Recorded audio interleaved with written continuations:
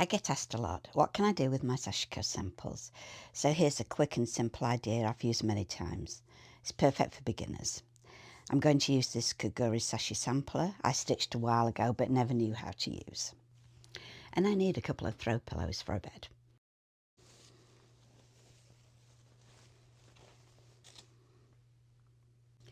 Instead of buying new pillow inserts, I'm repurposing the old ones.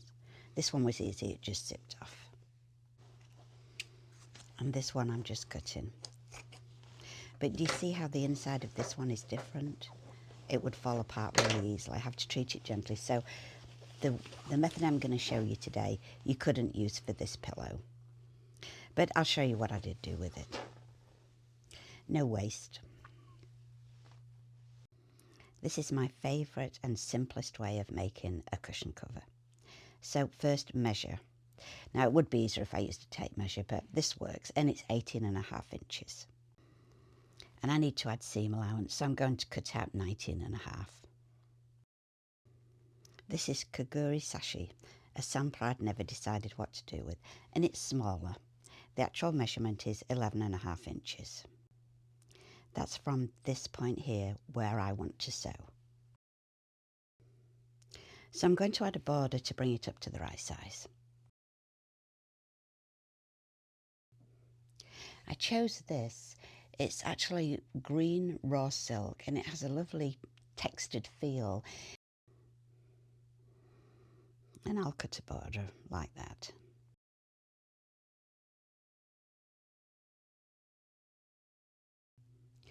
So to centre the sampler with equal borders, I worked out that I need to add 8 inches total, which means 4 inches on each side. But I also have to add seam allowance. So I need a 1/4 inch seam allowance on each side. So I've cut 2 strips. They're 4¼ inches wide. And the length is 12 inches. That's the 11.5 seam to seam plus 1/4 inch each side for seam allowance. The edge on the sampler isn't even all the way around, so to get a better finish I'm going to trim that down to 1/4 inch from that white sewing line, which is where I'm going to sew the border to. That's trimmed evenly all the way around now, and I'm going to pin my borders to those edges. Now you're pinning right sides together, but honestly on this silk I can't actually tell which is the right side and which is the wrong side.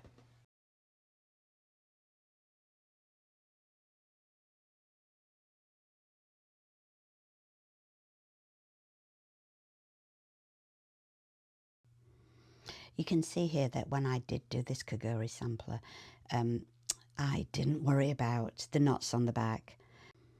I knew that whatever I made, this wouldn't show. This is ready. I've set my machine to 1/4 inch and I'm just going to do a 1/4 inch seam down this side.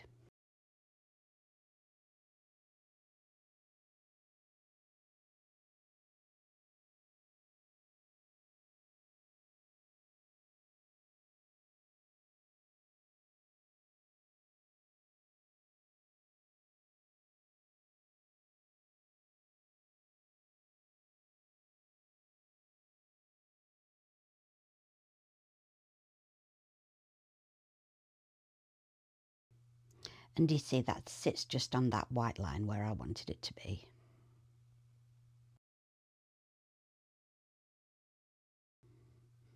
And the opposite side just the same.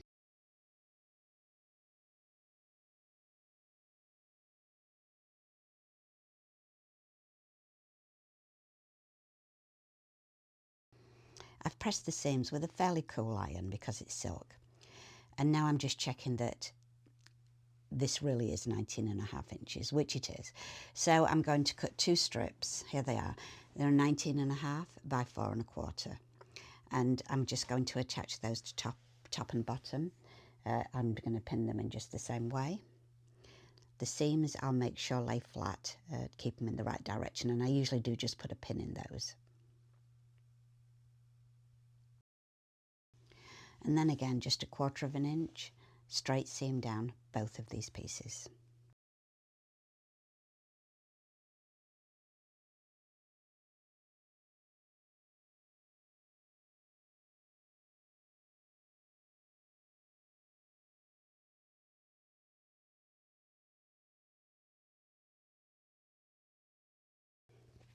Now you may not have to do this, but this silk is fraying a lot. So here I'm just doing a zigzag stitch over the edges to stop that fraying. I don't want it to fray once it's made into a cushion and the seams start to come apart because of that. I've zoomed this in trying to show you the detail, but it doesn't show up very well. The cotton is just fading into the colour. This is a step you just do if you can see that you need to.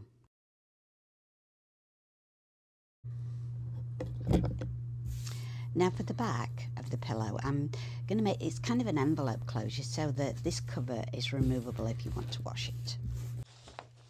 Before I do that though, I just was going to talk about this pillow foam for a minute. So this is the other kind that I took out from inside a pillow. I wanted to show you how you have to treat them differently. So this one, I think you can see it has a cover over the stuffing still. So this one you can make so it can be taken out and the cover can be washed.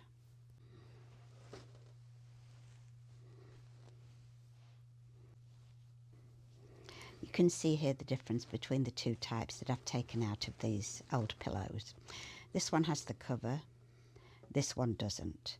Now, can you see how fragile this is? Just the slightest pull on it and it's going to fall apart and become misshapen. So you wouldn't use this in a cover that you could open to be washed. So for this one, I'm just going to cut 2 pieces of silk for the back and the front to the right size. And to get the right size, I measured the cover that I took off rather than trying to measure this strange pillow foam. I'm going to cut a simple back and front, sew them together around 3 sides. Now I do have one that I've already done here. I'm not showing this on camera because really it's sewing a simple square. On the 4th side, I just did a slip stitch along. And that really doesn't show. So this is never going to be washed. Probably it really will be thrown out if I ever want to recover it again. A recoverable cushion just isn't practical for this kind of pillow foam. So until I make it, I'm packing it away in this very appropriate plastic bag.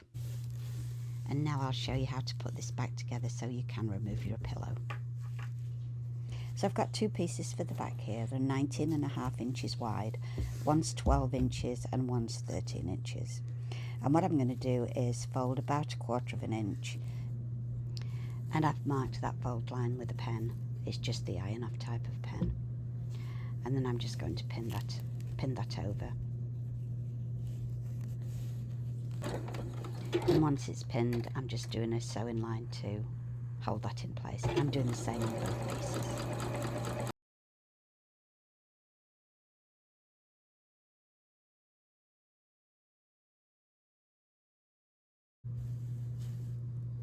This is all the 12-inch piece needs.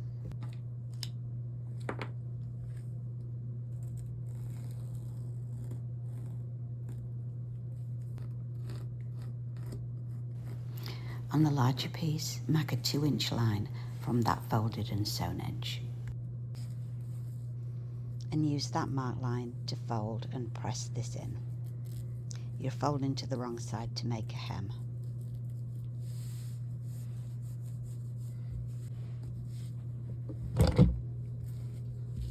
Pin that in place.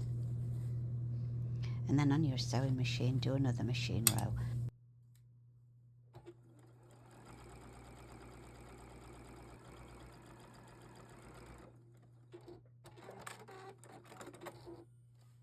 Now you're going to place the larger piece on the top, and these are now right sides together. You see the right side under there, and there's the hem that you've made. On the top, you're going to place that one, and this is the one where it just had the 1/4 inch seam. Because you're looking at the wrong side of this, this is the inside. And then you're going to sew all around the edge. And I've sewn that with a 1/4 inch seam. Now I'm just trimming the corners so that they'll turn through to a nice point.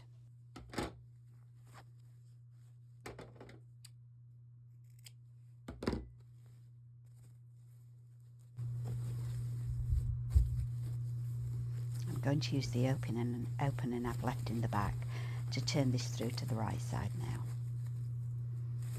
And I'm just pressing the corners out.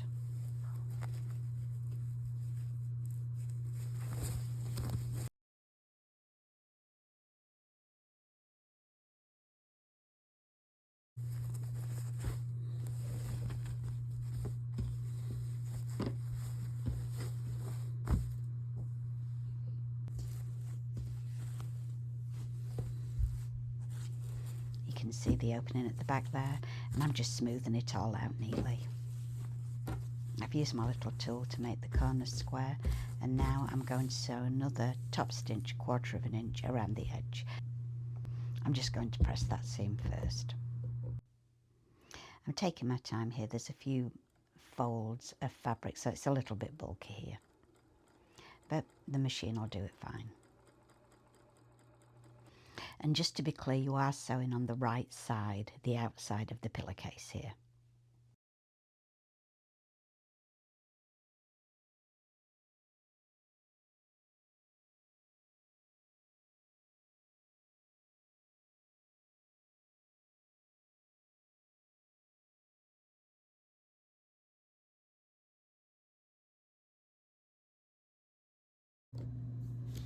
So all that's left to do is to slide the pillow form in here.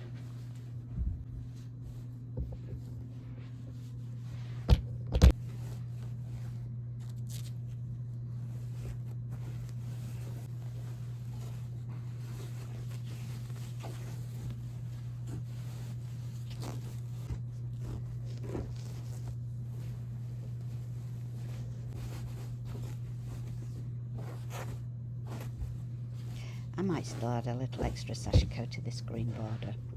Since the cover's removable, I can take it off and stitch more later if I want to. You really don't need much sewing experience to do this. Just a sampler, a bit of fabric, and some time. So don't let your Sashiko sampler go to waste. Repurpose, personalise, and turn them into something useful.